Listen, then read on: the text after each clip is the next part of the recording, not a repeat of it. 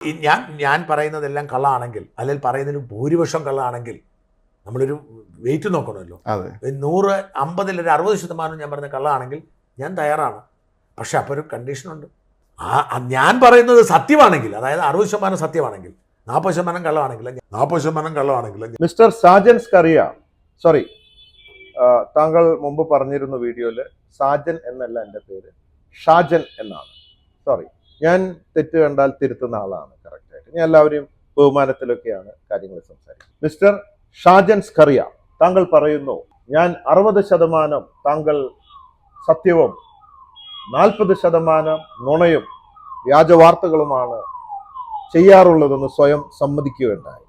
അതിനുശേഷം മിനിറ്റുകൾക്ക് ശേഷം അതേ വീഡിയോയിൽ തന്നെ പറയുന്നു, ഞാൻ ഇന്ന് ജയിലിലാവാതെ ഇവിടെ നിന്ന് സംസാരിക്കുന്നുണ്ടെങ്കിൽ ആ സത്യത്തിൻ്റെ വിജയമാണ്. ആ സത്യം വിജയിക്കും എന്ന് വിശ്വസിക്കുന്ന ആളാണ് ഞാൻ. ഇതെൻ്റെ കർമ്മമാണ്. ആ കർമ്മം ഞാൻ ചെയ്തുകൊണ്ടിരിക്കുന്നു. ഞാൻ കർമ്മത്തിൽ വിശ്വസിക്കുന്നു, 100% സത്യസന്ധനാണ് എന്നൊക്കെ ഘടകവിരുദ്ധമായിട്ടാണ് നിങ്ങൾ ഇതൊക്കെ പറയുന്നത്. പരസ്പരം യാതൊരു ബന്ധമില്ല. സത്യത്തിൽ എനിക്ക് പ്രാന്തായോ എന്ന് അറിയില്ല, എനിക്കൊന്നും മനസ്സിലാവുന്നില്ല. ഈ നാട്ടുകാർക്ക് വല്ലതും മനസ്സിലായോ എന്ന് പറഞ്ഞായിരുന്നു. അദ്ദേഹം പറയുന്നത് 60% സത്യമാണെങ്കിൽ, സത്യസന്ധമായ വാർത്തയാണെങ്കിൽ, ഒരു 40% കള്ളമാണെങ്കിൽ, അതായത് വ്യാജ വാർത്തയാണെങ്കിൽ, അദ്ദേഹത്തിന്റെ വ്യാജ വാർത്താ പ്രസ്ഥാനം അടച്ചു പൂട്ടേണ്ടതില്ല എന്നൊരു രീതിയിലേക്കാണ് ഇപ്പോൾ പറഞ്ഞു വരുന്നത്. ഒരു കാര്യത്തിൽ മിസ്റ്റർ ഷാജൻ, ഞാൻ താങ്കളെ അപ്രിഷിയേറ്റ് ചെയ്യും. താങ്കൾക്ക് കുറ്റബോധം തോന്നിത്തുടങ്ങി. താങ്കൾ തന്നെ സ്വയം തുറന്ന് സമ്മതിക്കാൻ തുടങ്ങിയിരിക്കുന്നു. 40% വ്യാജ വാർത്തയാണെങ്കിൽ, കള്ളമാണ് എന്നെങ്കിൽ താങ്കൾ തന്നെ പറഞ്ഞിരിക്കുകയാണ്. അത് അപ്രിഷിയേറ്റ് ചെയ്യുന്നു. കാരണം മനുഷ്യരാണ്. ഒരു ക്വാളിറ്റി എന്ന് പറയുന്നത്, തെറ്റ് പറ്റിയാൽ ഇംഗ്ലീഷുകാരൊക്കെ പറയുന്ന പോലെ ഐ എം സോറി. അവിടെ ഈഗോ കോംപ്ലക്സും മണ്ണാങ്കട്ടിയൊന്നുമില്ല, പിടിച്ചായ്മ തൂങ്ങില്ല. അത് കൊള്ളാം. പിന്നെ പക്ഷെ ഇതിന്റെ ഒരു തമാശ, എനിക്ക് നമ്മൾ ഈ സാധനങ്ങളൊക്കെ വാങ്ങുമ്പോൾ ഡിസ്കൗണ്ട് പറയില്ലേ, 25% ഡിസ്കൗണ്ട്, 50% ഡിസ്കൗണ്ട് എന്നൊക്കെ പറഞ്ഞ പോലെ ഇവിടെ ഒരു ഡിസ്കൗണ്ട് ആണ് പറയുന്നത്. സാജൻ പ്രചരിപ്പിക്കുന്ന വാർത്തകളിൽ സ്വമേധയാ പറയുന്നു 60% ഇതും 40% വ്യാജമാണ് എന്ന്. ഒരു ജാമ്യം എടുക്കലാണ് ഇവിടെ നടന്നത്. അതൊന്നും സാരില്ല. പക്ഷെ ഒരു കാര്യം ചെയ്യണം, അങ്ങനെയാണെങ്കിൽ ഈ വാർത്ത എന്ന് പറഞ്ഞാൽ 100% സത്യമായിരിക്കണം. ആ മറുനാടൻ മലയാളി എന്നുള്ളതിന്റെ അടിയിൽ ഇങ്ങനെ എഴുതി വെക്കണം, 60% സത്യസന്ധമായ വാർത്ത, 40% വ്യാജ വാർത്ത. അവിടെ ഒരു ഡിസ്കൗണ്ട് സ്കീം നല്ലതാണ്. ഞാൻ പറയുന്നതെല്ലാം കള്ളാണെങ്കിൽ, അല്ലെങ്കിൽ പറയുന്നതിന് ഭൂരിപക്ഷം കള്ളാണെങ്കിൽ നമ്മളൊരു വെയിറ്റ് നോക്കണമല്ലോ. പക്ഷെ ഇതില് താങ്കൾ തന്നെ പറയുന്നത് ചില സ്ഥലത്ത് വ്യാജ വാർത്തയും സത്യസന്ധമായ വാർത്തയും തമ്മിൽ ഒരു വെയിറ്റ് നോക്കണം. വെയിറ്റ് നോക്കാന്ന് പറഞ്ഞാൽ ഏതാണ്? വെയിറ്റ് നോക്കാന്ന് പറഞ്ഞാൽ തൂക്കി നോക്കാന്നുള്ളതാ. ഞാൻ പല ജാതി തൂക്കലും കണ്ടിട്ടുണ്ട്. മിസ്റ്റർ സാജൻ, ഇതൊരു വല്ലാത്ത തൂക്കലായി പോയി. എന്താണ് ഈ തൂക്കി നോക്ക്? നിങ്ങൾ സത്യസന്ധമായ വാർത്തകൾ മാത്രം കൊടുക്കൂ. അതാണ് എനിക്ക് പറയാനുള്ളത്. അതായത് മിസ്റ്റർ സാജൻ, നമ്മളിപ്പോ ഒരാളെ കാണുമ്പോൾ, ഒരു ഫാമിലിനെ കാണാന്ന് വിചാരിക്കും, ഭാര്യയും ഭർത്താവും ഒരു കുട്ടിയും. അപ്പൊ ആ ഭാര്യ സഹോദരിയുടെ അടുത്ത് പോയിട്ട് പറയാ, അതെ ഈ കുട്ടി നിങ്ങളുടെ തന്നെയാണോ? ഒരു 60% നിങ്ങളുടെ ഒരു ലുക്ക് ഉണ്ട്, ഒരു 40% അടുത്ത വീട്ടിൽ ആ ചേട്ടന്റെ ആണോ എന്നൊരു സംശയമുണ്ട് എന്ന് പറഞ്ഞ അതിന്റെ അർത്ഥം എന്താ? സഹിക്കോ ഇതൊക്കെ? ആരെങ്കിലും സഹിക്കോ ഇതൊക്കെ ഇങ്ങനെ പറഞ്ഞ? അല്ലെങ്കിൽ തന്നെ എന്താണ് താങ്കളുടെ അധികാരം? താങ്കൾക്ക് ആരാണ് ലൈസൻസ് തന്നിട്ടുള്ളത്? എന്നെ കുറിച്ച് 60% സത്യവും 40% വ്യാജ വാർത്തയും സൃഷ്ടിക്കാൻ താങ്കൾക്ക് ആരെങ്കിലും ലൈസൻസ് തന്നിട്ടുണ്ടോ? ഇപ്പൊ ഞാൻ നിങ്ങളെക്കുറിച്ച് തോന്നിവാസം അങ്ങോട്ട് പറയുകയാണെങ്കിൽ എന്തായിരിക്കും? അതൊക്കെ ശരിയാണോ മിസ്റ്റർ സാജൻ? ഇതുവരെ പറഞ്ഞിരുന്നത് ഞാൻ നിങ്ങളുടെ ഓഫീസിലെത്താം, തെളിവുകൾ ഹാജരാക്കാം, നിങ്ങൾ എന്നോട് ചോദ്യം ചോദിക്കൂ എന്നാ പറഞ്ഞിരുന്നത്. ഞാനാണ് താങ്കളെ വെല്ലുവിളിച്ചത്. ബോച്ചയെ വെല്ലുവിളിക്കുമ്പോ ഒരു ഡൂക്കിലി വെല്ലുവിളി ഒന്നും പോവാറില്ല, ഒരു രാജകീയ വെല്ലുവിളിയായിരിക്കും, റോയൽ ചാലഞ്ച്. ഈ റോയൽ ചാലഞ്ച് എന്ന് പറഞ്ഞ ബീറുണ്ട്, അത് കുടിക്കാനല്ല ഞാൻ വിളിച്ചത്. റോയൽ ചാലഞ്ച്, രാജകീയ വെല്ലുവിളിയാണ് ഞാൻ വന്നിരിക്കുന്നത്. പക്ഷേ താങ്കൾ വലിയൊരു സൈക്കോളജിസ്റ്റ് ആണ്, വലിയൊരു ടെസ്റ്റ് നടത്തിയിട്ടുണ്ട് ഇവിടെ. ഞാൻ വെല്ലുവിളിച്ച് താങ്കൾ പറഞ്ഞത് വ്യാജ വാർത്തയാണെന്ന് തെളിയിക്കാൻ രേഖാസഹിതം അങ്ങോട്ട് വരാന്ന് പറഞ്ഞപ്പോ താങ്കൾ അടുത്ത വീഡിയോയിൽ പറയാണ് സിമ്പിളായിട്ട് ജാമ്യം എടുത്തിട്ട്, അതെ വന്നോളൂ, പക്ഷെ താങ്കൾ എന്നോട് ചോദിക്കും, ബോച്ച ഉത്തരം പറയും എന്നാൽ. താങ്കളല്ല എന്നെ ക്ഷണിച്ചത് ചോദ്യം ചോദിക്കാൻ, ഞാൻ തെളിയിക്കാനാണ് വരുന്നത് വ്യാജ വാർത്തകൾ. ഇതൊക്കെ വളരെ നിയമപരമായിട്ട് നമ്മൾ നടത്തിക്കൊണ്ട് പോകുന്നു ഇത്രയും വർഷമായി. അപ്പൊ ഇവിടെ ആർക്കെങ്കിലും മുതലോ പലിശയോ ലാഭമോ നഷ്ടപ്പെട്ടിട്ടുണ്ടോ? ഉണ്ടെങ്കിൽ താങ്കൾ സ്റ്റുഡിയോയിലോട്ട് വിളിക്കും, ഞാൻ അങ്ങോട്ട് വരാം. ഞാൻ ഓപ്പൺ ആയിട്ടല്ലേ പറയുന്നത്, അങ്ങനെ പറ. എല്ലാ രേഖകളുമായിട്ടാണ് താങ്കളുടെ സ്റ്റുഡിയോയിലേക്ക് ഞാൻ വരുന്നത്. അപ്പോൾ ഞാൻ തെളിയിക്കും വന്നിട്ട്, അതാണ്. അല്ലാണ്ട് താങ്കൾക്ക് ചോദിക്കാനും വീണ്ടും എന്നെ വിറ്റ് കോടികൾ ഉണ്ടാക്കാനും താങ്കളുടെ സ്റ്റുഡിയോയിൽ വന്ന് സ്കോർ ചെയ്യാനല്ല ഞാൻ വരുന്നത്, ഇത് തെളിയിക്കാൻ വേണ്ടിയിട്ടാണ് വരുന്നത്. അതുകൊണ്ട് 35 വ്യാജ വാർത്തകളാണ് താങ്കൾ എനിക്കെതിരെ പ്രചരിപ്പിച്ചിട്ടുള്ളത്. ഏറ്റവും ചുരുങ്ങിയത് ഒരു 10 മണിക്കൂറെങ്കിലും വേണം അത് തെളിയിക്കാൻ. അപ്പോ പ്രേക്ഷകര് 10 മണിക്കൂറൊക്കെ കാത്തിരിക്കുമോ? ഒക്കെ ബോറടിപ്പിക്കാൻ പാടില്ല. അതുകൊണ്ട് നമുക്ക് ഇതൊരു 2 എപ്പിസോഡാക്കി മാറ്റാം. ആദ്യത്തെ എപ്പിസോഡ് നമുക്കൊരു 2-3 മണിക്കൂറിൽ തീർക്കാം, അങ്ങനെ 2 എപ്പിസോഡാക്കി തീർക്കാം. അങ്ങനെ ഞാൻ അത് തെളിയിച്ചതിന് ശേഷം, തെളിയിക്കാൻ സാധിച്ചില്ലെങ്കിൽ ഞാൻ പൂട്ടും. ഓക്കെ, അപ്പോൾ ഞാൻ തെളിയിക്കുകയാണെങ്കിൽ താങ്കൾ പൂട്ടിയിരിക്കണം വ്യാജ പ്രസ്ഥാനം. ഞാൻ വരുന്നത് കിസ് കോമ്പറ്റീഷനോ കിസ് മത്സരത്തിനോ അല്ലെങ്കിൽ താങ്കൾക്ക് കുറെ വ്യൂവേഴ്സിന് ഉണ്ടാക്കി തരാനൊന്നല്ല വരുന്നത്. അത് എന്നെ കുറിച്ചും മിസ്റ്റർ യൂസഫ് അലി അതുപോലെ ഒരുപാട് വ്യക്തികളെ കുറിച്ചൊക്കെ താങ്കൾ ഒരുപാട് വ്യാജ വാർത്തകൾ ഉണ്ടാക്കി സോഷ്യൽ മീഡിയയിലൂടെ കോടിക്കണക്കിന് രൂപ നിങ്ങൾ സമ്പാദിച്ചു കഴിഞ്ഞു. അപ്പോ വീണ്ടും എന്നെ അവിടെ കൊടുന്നിട്ട് ഈ കലാപരിപാടികൾക്കല്ല ഞാൻ വരുന്നത്. ഞാൻ വരുന്നത് സീരിയസ് ആയിട്ടാണ്. അവിടെ ഞാനൊരു കാര്യം പറഞ്ഞിരുന്നു, അത് അടച്ചു പൂട്ടിയാലും താങ്കൾ വഴിയാധാരാവാനൊന്നും പോകുന്നില്ല. നമ്മുടെ ബോച്ചെ പാർട്ട്ണർ ഫ്രാഞ്ചൈസിയുടെ ഒരു ഷോറൂം ഞാൻ ഇട്ടുതരാം. ശിഷ്ടകാലം ബിസിനസ് ചെയ്ത് സത്യസന്ധമായി ജീവിക്കാം. പിന്നെ താങ്കൾ പറഞ്ഞു ഞാൻ അങ്ങോട്ട് സ്റ്റുഡിയോയിലോട്ട് വരുമ്പോൾ താങ്കൾ അവിടെ ഒരു മോഡറേറ്ററെ അപ്പോയിന്റ് ചെയ്യും എന്ന് പറഞ്ഞു. നല്ല കാര്യമാണ് അല്ലെ? നമ്മൾ അങ്ങോട്ടും ഇങ്ങോട്ടും പറഞ്ഞിട്ട് ഇതിൽ വാദി ആരാ പ്രതി ആരാണെന്ന് നമ്മൾ തന്നെ തീരുമാനിക്കുന്നതിൽ അർത്ഥമില്ല. മൂന്നാമതൊരാൾ വേണം. നല്ല കാര്യമാണ്. അതുപോലെ ഞാനും വിചാരിച്ചു ഒരു 3-4 പേരെ എൻ്റെ ഭാഗത്തുനിന്നും നിഷ്പക്ഷമായിട്ടുള്ള തലമുതിർന്ന പേരെടുത്ത മീഡിയേറ്റേഴ്സിനെ കൊണ്ടുവരാൻ ഞാൻ ആഗ്രഹിക്കുന്നു. 2 ആളോട് സംസാരിച്ചു, അവർ തയ്യാറാണ്. പക്ഷേ അവരൊരു കണ്ടീഷൻ പറഞ്ഞു, ഞങ്ങൾ മിസ്റ്റർ ഷാജോന്റെ സ്റ്റുഡിയോയിലോട്ട് വരില്ല. ഇനി ഞങ്ങളുടെ പ്രസ്ഥാനത്തിലേക്കും ആൾക്ക് വരാം, പക്ഷെ തീർച്ചയായിട്ടും അയാൾക്ക് വരാൻ ബുദ്ധിമുട്ടുണ്ടെങ്കിൽ വേണ്ട. നമുക്ക് തിരുവനന്തപുരത്തിനും തൃശ്ശൂരിനും ഇടയിൽ എറണാകുളത്ത്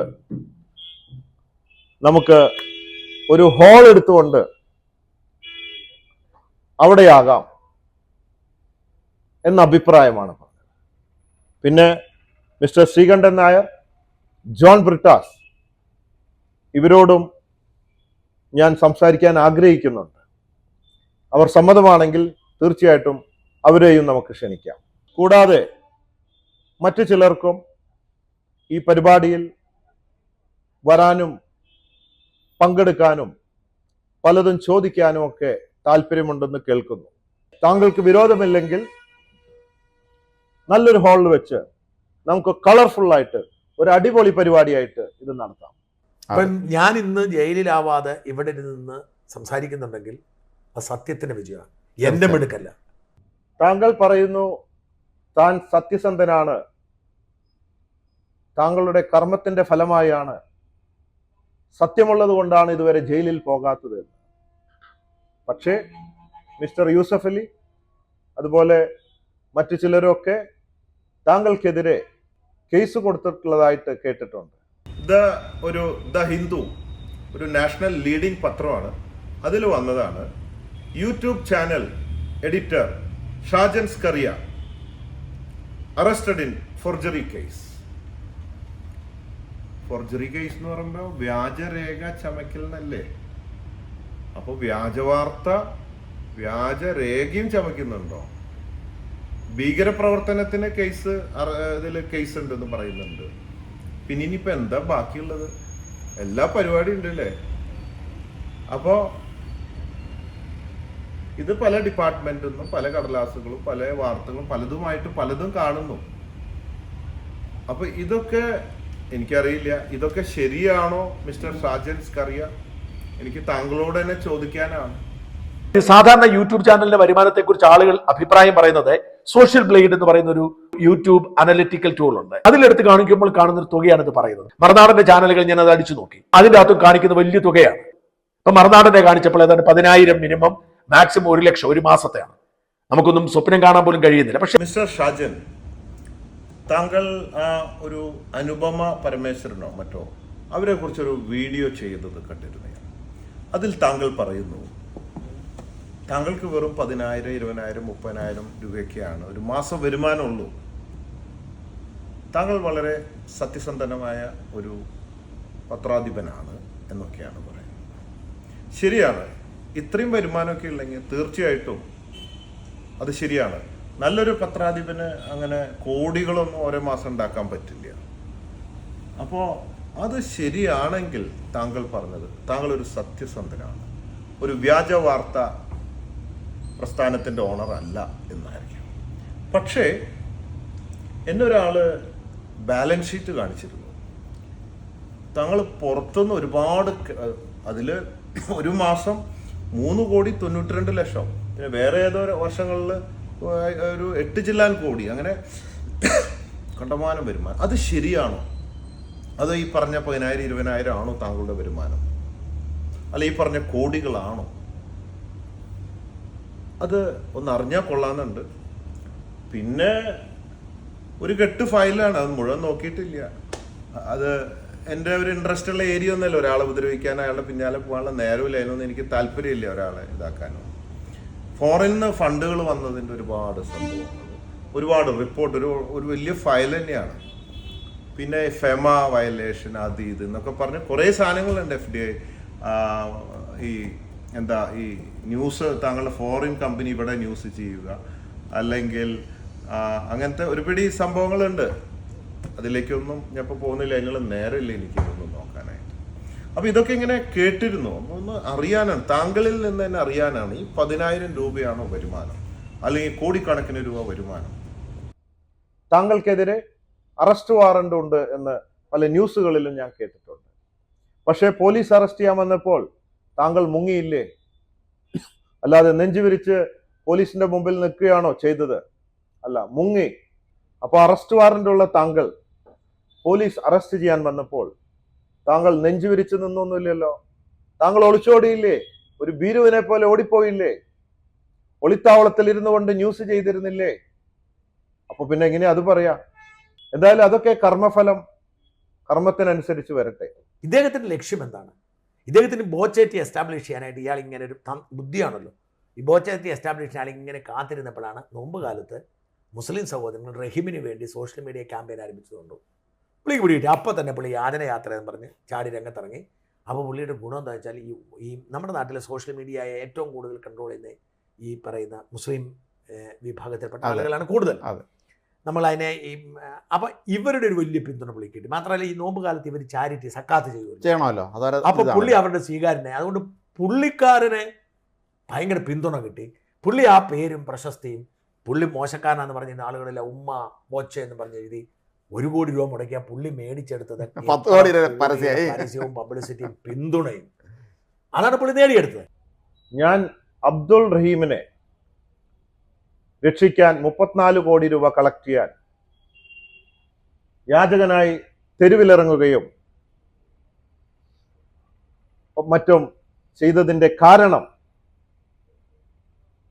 അത് മാർക്കറ്റിംഗ് ആണ് എന്നാണ്, അതും തട്ടിപ്പാണ് ഞാൻ എന്നാണ് പറയുന്നത്. നോമ്പ് കാലത്ത് പേരെടുക്കാനും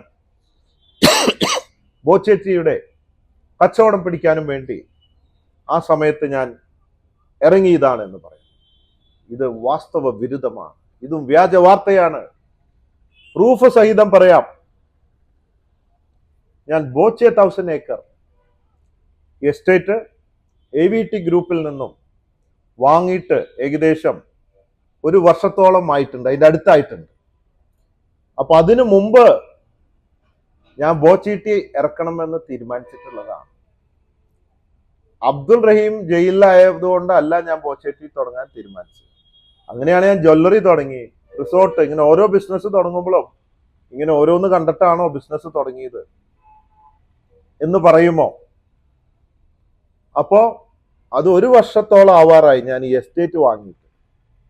ഇനി അതും പോട്ടെ, ദുബായിലെ ഞാൻ ജനുവരിയിൽ ബോച്ചേവിൻ എന്ന് പറഞ്ഞിട്ട് ബോച്ചേറ്റി തുടങ്ങി. വളരെ നല്ല രീതിയിൽ ബിസിനസ് ചെയ്യുന്നു. അത് 7 മാസം മുമ്പാ. അല്ലാതെ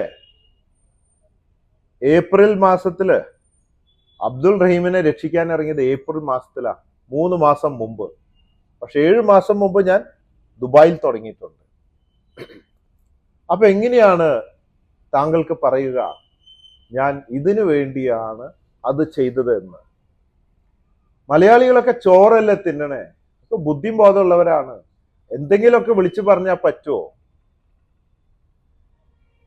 പിന്നെ താങ്കൾ പറയുന്നു മുസ്ലിം ആയതുകൊണ്ടാണ്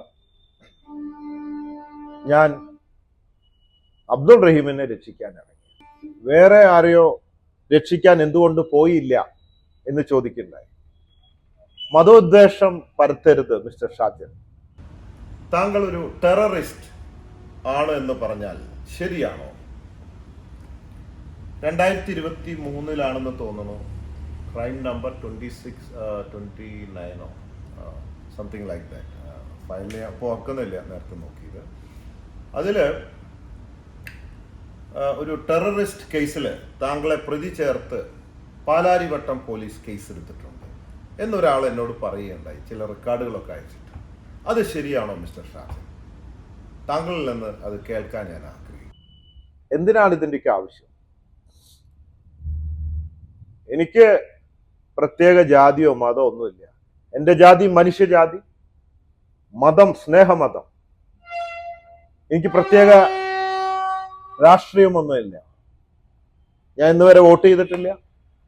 എല്ലാ പാർട്ടിക്കാരായിട്ടും നല്ല അടുപ്പാണ്, എല്ലാവരായിട്ടും വളരെ അടുപ്പത്തിലാണ്. ഞാൻ ആരോടും വൈരാഗ്യം വെക്കാറില്ല.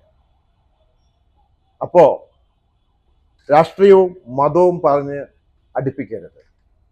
അതൊക്കെ വളരെ ചീപ്പാണ്. എനിക്ക് ഇങ്ങനത്തെ വികാരങ്ങളൊന്നുമില്ല. എൻ്റെ മുമ്പിൽ സത്യസന്ധമായ കാര്യങ്ങൾ കണ്ടാൽ, എനിക്ക് തോന്നിയാൽ ഞാൻ അതിനു വേണ്ടി ഇറങ്ങും. അതിന് എത്ര കോടി കൊടുത്തും ഒരു കാര്യം തീരുമാനിച്ചാൽ അതിന് ഇറങ്ങിയിരിക്കും, അത് ചെയ്തിരിക്കും, അതിന്റെ അറ്റം വരെ പോയിരിക്കും. അപ്പൊ മിസ്റ്റർ ഷാജൻ പറയുന്നത് ഞാൻ എന്ത് ചാരിറ്റി പ്രവർത്തനങ്ങൾ ചെയ്താലും അത് പരസ്യത്തിനും കൊള്ള ലാഭം ഉണ്ടാക്കാനും വേണ്ടിയാണ് എന്നാണ് പറയുന്നത്. അത് തെറ്റാണ്. ഞാൻ കഴിഞ്ഞ 25 വർഷത്തിനുള്ളിൽ ഏകദേശം ഒരു 100 കോടി രൂപയോളം ചാരിറ്റി നൽകിയിട്ടുണ്ട്. എൻ്റെ 812 കിലോമീറ്റർ റൺ വേൾഡ് റെക്കോർഡ് ഓട്ടത്തില് അന്നത്തെ ഉമ്മൻചാണ്ടി മിനിസ്റ്റർ 14 കോടി രൂപയാണ് ചെക്കായിട്ട് അവിടെ ഗ്രൗണ്ടിൽ ഓപ്പൺ ആയിട്ട് കൊടുത്തത് പാവപ്പെട്ടവർക്ക്. ഓട്ടത്തിനൊരു ലക്ഷ്യം ഉണ്ടായിരുന്നു. അങ്ങനെ പലതും ചെയ്തിട്ടുണ്ട്. ചില പ്രവർത്തനങ്ങൾ ചെയ്യുമ്പോൾ മറ്റുള്ളവർ അറിഞ്ഞ് ചെയ്യും. അതിലൂടെ എനിക്ക് പരസ്യം കിട്ടും, എനിക്ക് ബിസിനസ് കിട്ടും. പക്ഷേ എനിക്കൊരു ഉദ്ദേശശുദ്ധിയുണ്ട്. എൻ്റെ ബിസിനസ് എന്തിനു വേണ്ടിയാണ് ഞാൻ ഉപയോഗിക്കുന്നത്? എനിക്കൊരു ഉദ്ദേശശുദ്ധിയുണ്ട്. ഒന്ന്, സമ്പാദിക്കുന്നത് എനിക്കും എൻ്റെ കുടുംബത്തിന് വേണ്ടിയും, കുറച്ച് അതിൻ്റെ ഒരു വിഹിതം പാവപ്പെട്ടവർക്കും വേണ്ടിയാണ്. അല്ലാണ്ട് ഞാൻ പോകുമ്പോൾ ഇതൊന്നും കൊണ്ടുപോകാൻ പോകണില്ല എന്ന് എനിക്കറിയാം. പെട്ടിയിലാക്കിയിട്ട് ഞാനൊരു പെട്ടി പോവും, ബാക്കിയൊക്കെ ഒരു പെട്ടിയിലൂടെ ഇരിക്കും സമ്പത്ത്. അത്രയേ ഉള്ളൂ. അതുകൊണ്ട് അറിഞ്ഞും അറിയാതെ ഒക്കെ ചെയ്യും. ഞാനൊരു മനുഷ്യനാണ്. താങ്കൾ പറയുന്നു ഞാനൊരു മനുഷ്യനല്ല, കൊള്ളലാഭത്തിന് വേണ്ടി മാത്രമാണ് ചെയ്യുന്നത് ബിസിനസ്. എനിക്കറിയില്ല സാജൻ ബിസിനസ് ചെയ്യുന്നത് പാവങ്ങളെ സഹായിക്കാനാണോ, സഹായിക്കുന്നുണ്ട്, ഇതൊന്നും എനിക്കറിയില്ല. പക്ഷേ സാജൻ പറയുന്നു ഞാൻ ഇതുവരെ ചെയ്തതൊന്നും ശരിയല്ല, ഇനി എന്ത് ചെയ്താലും അതിലൊക്കെ പരാതിയാണ് തന്നെ, ഒക്കെ ബിസിനസ്സാണ് എന്നാണ്. ശരി, അതിലൊന്നും എനിക്ക് പരാതിയില്ല. ഞാനൊരു മനുഷ്യനല്ല, ഞാനൊരു ഭീകരനാണ്, ഞാനൊരു ദുഷ്ടനാണ്, ഇതൊന്നും പറഞ്ഞുകൊണ്ട് എനിക്ക് യാതൊരു പ്രശ്നമില്ല. എനിക്ക് എൻ്റെ മനസ്സാക്ഷിയോട് ചോദിക്കുമ്പോൾ ഒരു ഉത്തരവുണ്ട്. അപ്പോൾ മിസ്റ്റർ ഷാജൻ, ഞാൻ ഇതിനിടയ്ക്ക് എൻ്റെ ഒരു 1-2 പരസ്യങ്ങൾ ഒന്ന് കയറ്റിക്കോട്ടെ. എന്തായാലും മെനക്കെട്ടിരിക്കുകയാണ്, കുട്ടിനിടയിൽ ഇത്തിരി തേങ്ങിടുന്ന പോലെ. ഞാനിപ്പോ ബോച്ചെ ലക്കി ഡ്രോ ബിസിനസ് നടത്തുന്നുണ്ടല്ലോ. ദിവസേന നറുക്കെടുപ്പും ലക്ഷങ്ങളും കോടികളൊക്കെ കൊടുക്കുന്നുണ്ട്. അപ്പോ ഇതിനൊപ്പം തന്നെ ഒരു പുതിയ സാധനം ഇറക്കാൻ പോവാ. ഇപ്പോ പുതിയൊരു മെത്തേഡ്, സ്ക്രാച്ച് ആൻഡ് വിൻ. അതായത് ബോച്ചേട്ടി വാങ്ങുമ്പോ അതിനൊപ്പം സ്ക്രാച്ച് ആൻഡ് വിൻ ഒരു ലക്കി ടിക്കറ്റ് അതിനകത്തുണ്ടാവും. അതെടുത്ത് ഇങ്ങനെ ചുരണ്ടി നോക്കിയാൽ ലക്ഷങ്ങൾ, 10,000-ങ്ങൾ, അങ്ങനെ ഒരുപാട് ക്യാഷ് പ്രൈസുകൾ, ലക്ഷക്കണക്കിന് രൂപയുടെ ക്യാഷ് പ്രൈസുകൾ ദിനവും 10,000-കണക്കിന് പേർക്ക് ലഭിക്കുന്ന ഒരു പുതിയ സമ്മാന പദ്ധതിയാണ് സ്ക്രാച്ച് ആൻഡ് വിൻ. അപ്പോ അത് ആദ്യം താങ്കളോട് തന്നെ പറയാണ്.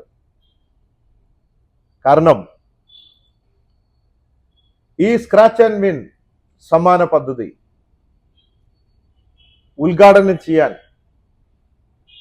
താങ്കളെ ക്ഷണിക്കാൻ എനിക്ക് ആഗ്രഹമുണ്ട്. അപ്പോ നേരിട്ട് കണ്ട് മനസ്സിലാക്കാം ഇതെന്താണ് നിജസ്ഥിതി. പിന്നീട് അത് കൺഫ്യൂഷനായി, അത് വ്യാജ വാർത്തയായി, സത്യമാണ് സത്യമല്ല എന്നൊന്നും വരില്ല. വരൂ, കാണൂ, പഠിക്കൂ. ദിവസേന എത്രയോ പേർക്ക് പ്രൈസ് അടിക്കുന്നത് താങ്കൾക്ക് കാണാം. അത് പല വ്യക്തികളും സോഷ്യൽ മീഡിയയിലൂടെ ആവശ്യപ്പെട്ട പ്രകാരമാണ് എനിക്ക് ഈ ഐഡിയ വന്നത്. നറുക്കെടുപ്പും മറ്റൊക്കെ ഓൾറെഡി നടന്നുകൊണ്ടിരിക്കുന്നത്. കാരണം മറ്റേത് നമുക്ക് ടിക്കറ്റ് ലഭിച്ചു കഴിഞ്ഞാൽ ഒരു ദിവസം എടുക്കും, പിന്നെ ചിലപ്പോൾ ചില ദിവസം 2 ദിവസം കഴിഞ്ഞിട്ടാണ് റിസൾട്ട് ഇടുക. ചില ദിവസം 10 ലക്ഷം ഞാൻ തന്നെ പറയാറുണ്ട്. മടി പിടിക്കുമ്പോൾ മറ്റു പിള്ളേരും ഏൽപ്പിക്കാറുണ്ട്. ഇതാവുമ്പോ പിള്ളേരൊക്കെ പറയുന്നത് സ്ക്രാച്ച് ചെയ്ത് അപ്പനെ വിവരം അറിയാലോ,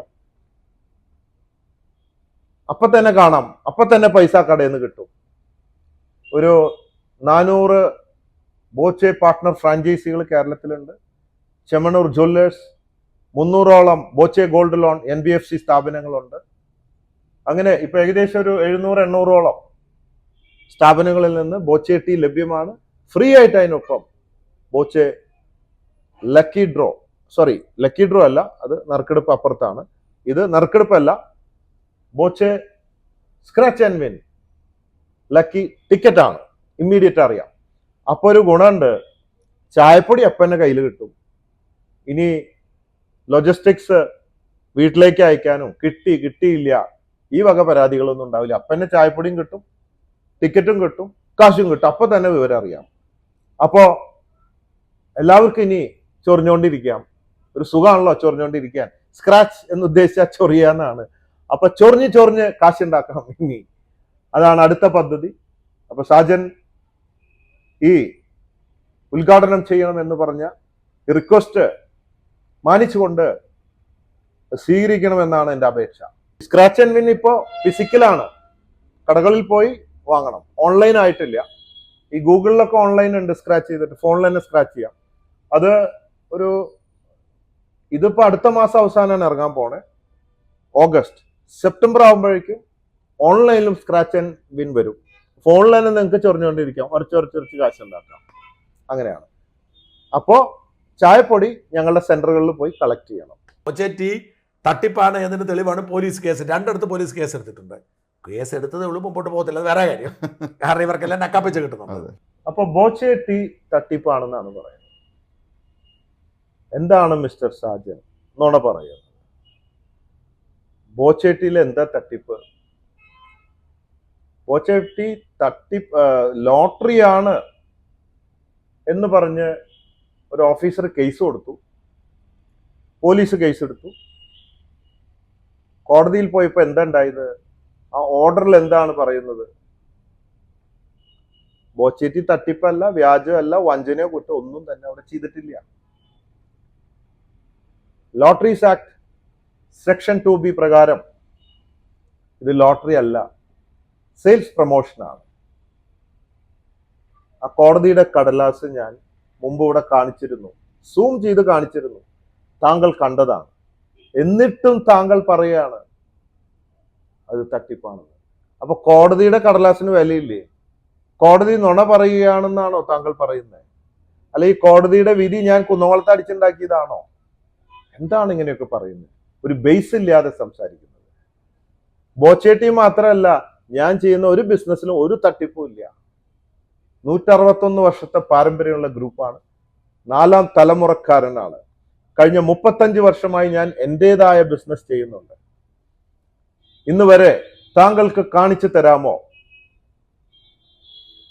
എന്നിൽ ഇൻവെസ്റ്റ് ചെയ്തിട്ടുള്ള ആർക്കെങ്കിലും, എന്റെ ഷെയർ ഹോൾഡേഴ്സിന് ആർക്കെങ്കിലും അവരുടെ മുതലിൽ കിട്ടാതിരുന്നിട്ടുണ്ടോ? ഒരാൾക്കെങ്കിലും കാണിച്ചു തരാമോ?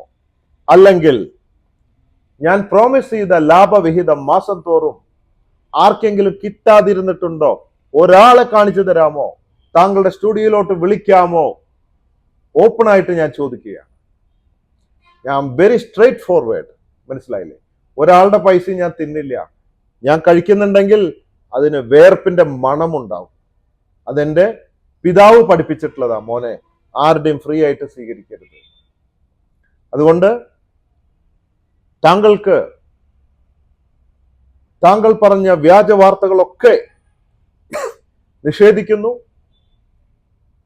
തെളിവുകൾ സഹിതം, രേഖകൾ മൂലം ഞാൻ അങ്ങോട്ട് വരാമെന്ന് പറഞ്ഞു, അല്ലേ? സാമ്പത്തിക രംഗത്ത് ഞാൻ വളരെ സത്യസന്ധനാണ്. ഒരാൾക്കും ബോച്ചെ പറ്റിച്ചു എന്ന് പറയാൻ പറ്റില്ല. പിന്നെ സ്റ്റാഫുകളാണ്, ഒരുപാട് പ്രസ്ഥാനങ്ങളില്ലേ, 10-12 ബിസിനസ്സുകളുണ്ട്, ആയിരക്കണക്കിന് സ്റ്റാഫുണ്ട്. അപ്പോ സ്റ്റാഫുകളിൽ നിന്നൊക്കെ ഉത്തരവാദിത്തമില്ലായ്മ, വീഴ്ചകൾ പലതും ഉണ്ടാവാം. അതൊക്കെ എനിക്ക് എല്ലാം നേരിട്ട് നോക്കാൻ പറ്റുമോ? അപ്പോ ചിലപ്പോ ഒരു സ്കീമിൽ 2 ഡിസ്കൗണ്ട് ചോദിക്കും, കൊടുക്കാൻ പറ്റില്ല. അർഹിക്കാത്തത് എന്ത് കൊടുത്താലും മതിയാവാത്ത ചില ഉപഭോക്താക്കളുണ്ട്, നിവൃത്തിയില്ല, കേസിന് പോവും. ഉപഭോക്തൃ കോടതി, മറ്റു കോടതിയിലൊക്കെ കേസ്. ബിസിനസ് അല്ലേ, കേസുകൾ അങ്ങനെ നടക്കും. അത് സ്റ്റാഫുകൾ നടത്തും, ഡയറക്ടർമാരൊക്കെ. അതിനാണ് ഡയറക്ടർമാർ ഇവരൊക്കെ വെച്ചിട്ടുള്ളത്. അപ്പോൾ ന്യായമായിട്ടുള്ള കാര്യം ഉണ്ടെങ്കിൽ അത് ഞാൻ അറിഞ്ഞാൽ, സ്റ്റാഫിന്റെ ഭാഗത്തുനിന്നോ മറ്റെന്തെങ്കിലും വീഴ്ച വന്നിട്ടുണ്ടെങ്കിൽ അത് നമ്മൾ തിരുത്തും, കോമ്പൻസേറ്റ് ചെയ്യും. അല്ല, കോടതി വിധി വന്നാലും നമ്മളത് ചെയ്യും. കോടതി വിധിക്ക് മുമ്പായിട്ട് ഞാൻ സെറ്റിൽ ചെയ്യും. എന്തെങ്കിലും തെറ്റ് സ്റ്റാഫിന്റെ അടുത്തുനിന്ന് വന്നാൽ പോലും അതെന്റെ ഉത്തരവാദിത്തമാണ്. നേരിട്ട് ഞാൻ ചെയ്തില്ലെങ്കിലും, അല്ലെങ്കിൽ നിയമങ്ങൾ പലതും മാറി വരും, അത് അപ്ഡേറ്റ് ചെയ്യാതെ ചിലപ്പോൾ ഉത്തരവാദിത്തമില്ലാത്ത സ്റ്റാഫുകൾ ഉണ്ടാവും. അപ്പോൾ അങ്ങനെയൊക്കെ വരുമ്പോൾ എന്താണ്, ചിലപ്പോൾ ഇലക്ട്രിസിറ്റി പോലും സമയത്ത് അടയ്ക്കാതെ ചിലപ്പോൾ ഫൈൻ അടയ്ക്കും. അങ്ങനെ പല പല കാര്യങ്ങളുണ്ടാവും. അതൊക്കെ ചെറിയ ചെറിയ കാര്യങ്ങൾ സ്റ്റാഫിൽ നിന്നും മറ്റും വരുന്നത്. അല്ലാതെ സാമ്പത്തിക രംഗത്ത് ബോച്ചെ ഒരാളെ പറ്റിച്ചിട്ടുണ്ടോ താങ്കൾക്ക് തെളിയിക്കാമോ? അപ്പോൾ മിസ്റ്റർ ഷാജൻ സ്കറിയ, ഞാനിപ്പോ കോയമ്പത്തൂര് ബോച്ചെ ഫുഡ് എക്സ്പ്രസിലാണ്. എൻ്റെ പുതിയൊരു റെസ്റ്റോറൻ്റ് ആണ് ഫുഡ്സ് ഓൺ വീൽ. അതായത് നമ്മുടെ കോയമ്പത്തൂർ റെയിൽവേ സ്റ്റേഷന്റെ മുമ്പിൽ കണ്ണായ സ്ഥലത്താണ് ഒരു ട്രെയിനിന്റെ ബോഗിയും എൻജിനും കൊണ്ടുവച്ചിട്ട് ഒരു റെസ്റ്റോറൻറ്റ് 24 hours വർക്ക് ചെയ്യുന്ന ഒരു റെസ്റ്റോറൻ്റ് ആണ് ഇത്. ഞാൻ യൂറോപ്പിൽ പോയപ്പോ അവിടെ റെയിൽവേ സ്റ്റേഷന്റെ മുമ്പിൽ ഇതുപോലെ ഒരു ട്രെയിൻ തന്നെ റെസ്റ്റോറൻ്റ് ആക്കി മാറ്റിയത് ഞാൻ കണ്ടു. അവിടെ നല്ല ഫുഡും ഡ്രിങ്ക്സും നല്ല വൃത്തിയുള്ള അടിപൊളി ഒരു ബ്രിട്ടീഷ് സ്റ്റൈലിലുള്ള ഒരു റെസ്റ്റോറൻ്റ് ആയിരുന്നു. അപ്പൊ എനിക്കൊരു ആഗ്രഹം തോന്നി, നമ്മുടെ അവിടെ ഈ റെയിൽവേ സ്റ്റേഷനിലൊക്കെ പോകുമ്പോൾ അത്ര അങ്ങോട്ട് വൃത്തിയും വെടുപ്പും പോരാ. ഇപ്പൊക്കെ മാറി തുടങ്ങി, എന്നാലൊരു മണവും ഈച്ചയും കൊതുവും അങ്ങനെയൊക്കെയുള്ള ഒരു പ്രശ്നങ്ങളുണ്ട്. അപ്പൊ ഒരു ആഗ്രഹം, ആ ഒരു ഇന്റർനാഷണൽ സ്റ്റാൻഡേർഡിൽ ഒരു AC ക്ലീൻ ആയിട്ടുള്ള വൃത്തിയും വെടുപ്പുള്ള ഒരു 5 star സ്റ്റാൻഡേർഡിലുള്ള അടിപൊളി ഭക്ഷണവുമായിട്ട് ഇതുപോലെ ബോച്ചെ ഫുഡ് എക്സ്പ്രസ് തുടങ്ങാൻ ഒരു മോഹം തോന്നി. അപ്പൊ ഈ ഉദ്ഘാടനത്തിന് മിസ്റ്റർ ഷാജിനെ ഞാൻ ക്ഷണിക്കുക. അപ്പോൾ ഇവിടെ വന്നിട്ട് നോക്കൂ, എല്ലാം സത്യസന്ധമായ വാർത്തകൾ ഞാൻ തന്നെ പറഞ്ഞു തരാം. എന്നോട് ചോദിക്കൂ, എല്ലാ കാര്യങ്ങളും ഞാൻ തുറന്നു പറയാം. അല്ലാതെ അവിടുന്ന് ഇവിടുന്നൊക്കെ കേട്ട് അത് ഇതൊക്കെ എഴുതി പിടിപ്പിക്കുന്നതിന് പകരം സത്യസന്ധമായ കാര്യങ്ങൾ എന്നെ ഇന്റർവ്യൂ ഞാൻ പറഞ്ഞു തരാം. കണ്ടില്ലേ, Boche food express, food on wheels. ഇനി ഇവിടെ വന്നാലും ഇതിന്റെ തൊട്ട് തന്നെയാണ്, കണ്ടില്ലേ, ട്രെയിൻ വന്ന് നിൽക്കുന്ന ഇതിലെയാണ്. ആൾക്കാർക്ക് ഇതിലും ഇറങ്ങി വരാം. ആവശ്യക്കാർക്ക് പാഴ്സല് 5 മിനിറ്റിനുള്ളിൽ പാഴ്സൽ വാങ്ങി ട്രെയിനിൽ കയറാവുന്ന സംവിധാനമാണ്. ട്രെയിനിന്റെ അടുത്താണ് ഇത് നിൽക്കുന്നത്. അപ്പൊ ഇനി ബോച്ചെ ഫുഡ് എക്സ്പ്രസിലും ട്രെയിനുകളിലുമെല്ലാം നല്ല ഒന്നാം തരം 5 star സ്റ്റാൻഡേർഡ് ഭക്ഷണം ലഭ്യമാക്കും. ഇത് കണ്ടില്ലേ? ഓയ് മൈ ഡിയർ, ഓയ്. അപ്പൊ ഇതാണ്, ഇവിടെ കുറച്ച് തിരക്കുള്ള സ്ഥലമാണ്. ചുറ്റും നോക്കിയാൽ കാണാം, ഇത്തിരി കൺജസ്റ്റഡ് ആണ്. ഇതാണ് റെയിൽവേ സ്റ്റേഷനാണ്, റെയിൽവേ ട്രാക്കാണ്. ഇതാണ് മിസ്റ്റർ ഷാജൻ, എന്റെ ക്ഷണം നിരസിക്കരുത്. So conquer the world with love. Love you, everybody. You're on both sides.